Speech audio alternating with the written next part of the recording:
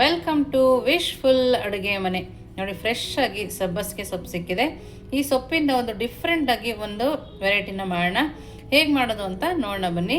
ನೋಡಿ, ಮೊದಲಿಗೆ ಸಬ್ಬಸಿಗೆ ಸೊಪ್ಪನ್ನ ಸೋಸಿ ತೊಳ್ಕೊಂಡು ಬರ್ತೀನಿ.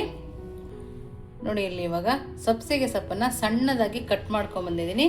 ವಾಶ್ ಮಾಡಿ ಸಣ್ಣದಾಗಿ ಕಟ್ ಮಾಡ್ಕೊಂಬಂದಿದ್ದೀನಿ. ಹಾಗೆಯೇ ಇದಕ್ಕೆ ಅಕ್ಕಿ ಶಾವಿಗೆನ ಹಾಕ್ಕೊಳ್ತಾ ಇದ್ದೀನಿ. ನೋಡಿ, ಇಲ್ಲಿ ಈ ಥರ ಅಕ್ಕಿ ಶಾವಿಗೆಯಿಂದ ನಾನು ಮಾಡ್ಕೊಳ್ತಾ ಇದ್ದೀನಿ. ನೋಡಿ, ಇದಕ್ಕೇನೆ ಸ್ವಲ್ಪ ಹಸಿಮೆಣಸಿನ್ಕಾಯಿ, ಹಾಗೆಯೇ ಒಂದು ಇಡಿ ಆಗುವಷ್ಟು ತೆಂಗಿನಕಾಯಿ ತುರಿನ ಹಾಕ್ಕೊಳ್ತಾ ಇದ್ದೀನಿ.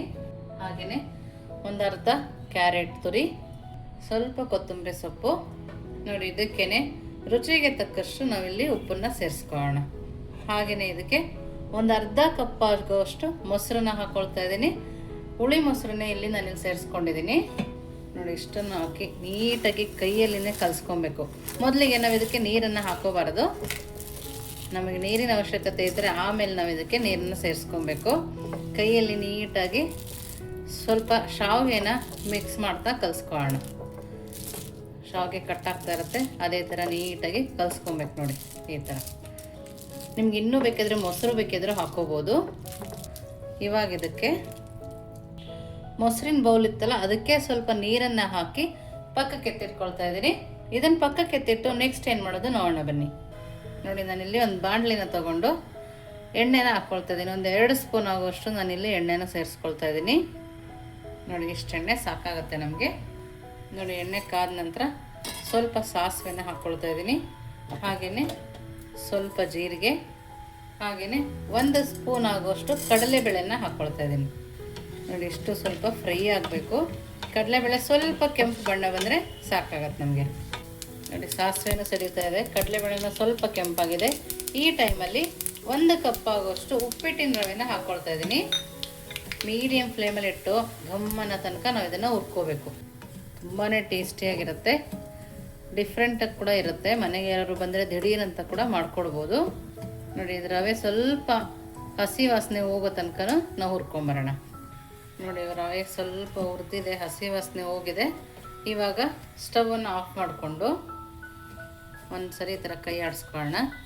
ಇವಾಗ ಇದನ್ನು ನಾವು ಮೊದಲೇ ಕಲಸಿಟ್ಕೊಂಡಲ್ಲ ಶಾವಿಗೆದು ಬ್ಯಾಟರು, ಅದರೊಳಗಡೆ ಈ ರವೆನ ಹಾಕ್ಕೊಳ್ಳೋಣ.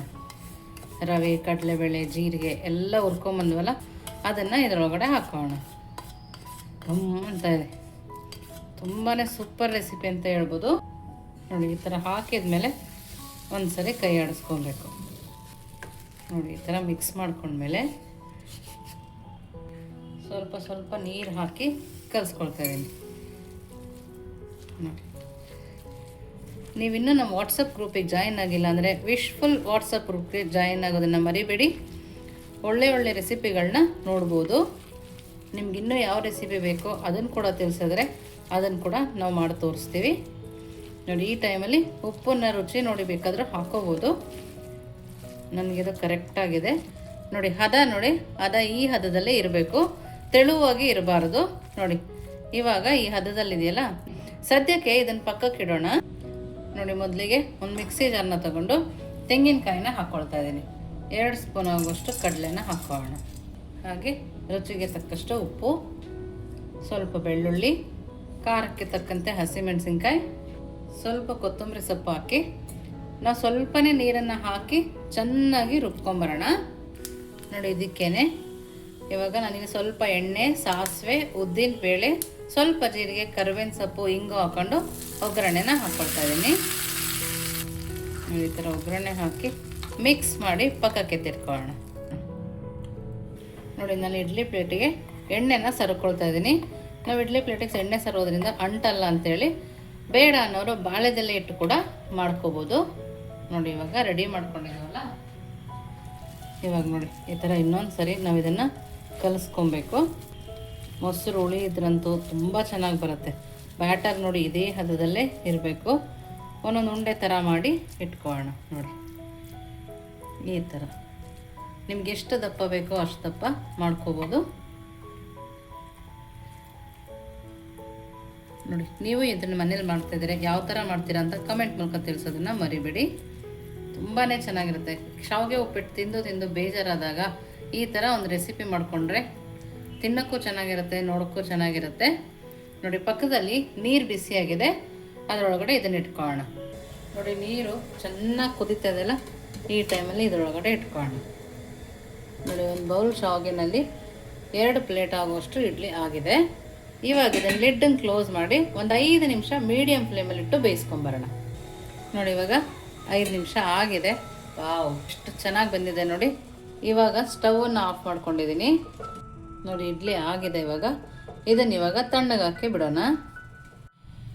ನೋಡಿ ಇಡ್ಲಿ ತುಂಬ ಚೆನ್ನಾಗಿ ಬಂದಿದೆ ನೋಡಿ.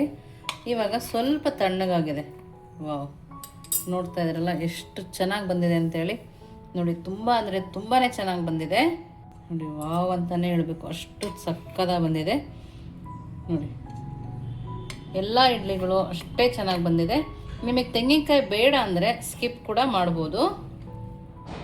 ಬಿಸಿ ಬಿಸಿಯಾಗಿ ತಿಂತಾ ಇದ್ರೆ ನಾವು ರವೆ ಇಡ್ಲಿ ತಿನ್ನೋದನ್ನೇ ಮರ್ತು ಬಿಡ್ತೀವಿ, ಅಷ್ಟು ಚೆನ್ನಾಗಿರುತ್ತೆ ನೋಡಿ. ಇದನ್ನೊಂದು ಪ್ಲೇಟಿಗೆ ಹಾಕೋಣ.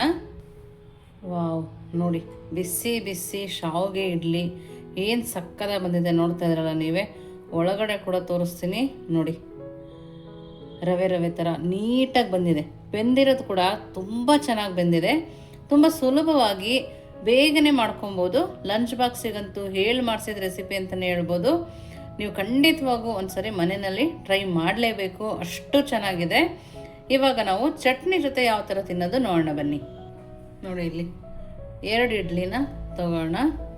ನಿಮಗೆ ಡಿಪ್ ಬೇಕಾದರೂ ಮಾಡ್ಕೊಬೋದು, ಅಥವಾ ನಾವು ಸೈಡಿಗೆ ಚಟ್ನಿ ಹಾಕ್ಕೊಂಡು ತಿಂತೀವಿ ಅಂದರೂ ತಿನ್ಬೋದು. ನೋಡಿ ಏನು ಸಕ್ಕದಾಗಿ ಕಾಣಿಸ್ತಿದೆಲ್ಲ. ಚಟ್ನಿ ಕೂಡ ಸೂಪರಾಗಿದೆ ಅಂತಲೇ ಹೇಳ್ಬೋದು. ನೋಡಿ ಎಷ್ಟು ಸುಲಭವಾಗಿ ಕಟ್ಟಾಗತ್ತೆ. ಬಾಯಲ್ಲಿ ನೀರು ಬರ್ತಾಯಿದೆ, ಅಷ್ಟು ಚೆನ್ನಾಗಿದೆ. ನಿಜವಾಗ್ಲೂ ಬಾಯಲ್ಲಿ ಮೆಲ್ಟ್ ಆಗ್ತಾಯಿದೆ, ತುಂಬಾ ಚೆನ್ನಾಗಿದೆ. ನೀವೊಂದ್ಸರಿ ಖಂಡಿತವಾಗೂ ಮಾಡಿ ಹೇಗೆ ಬಂತು ಅಂತ ಕಮೆಂಟ್ ಮೂಲಕ ತಿಳಿಸೋದನ್ನು ಮರಿಬೇಡಿ. ನೀವು ಇನ್ನೂ ನಮ್ಮ ಚಾನಲ್ ಲೈಕ್ ಮಾಡಿ, ಶೇರ್ ಮಾಡಿ, ಸಬ್ಸ್ಕ್ರೈಬ್ ಮಾಡಿ. ವಿಶ್ಫುಲ್ ಅಡುಗೆ ಮನೆಗೆ ಥ್ಯಾಂಕ್ ಯು.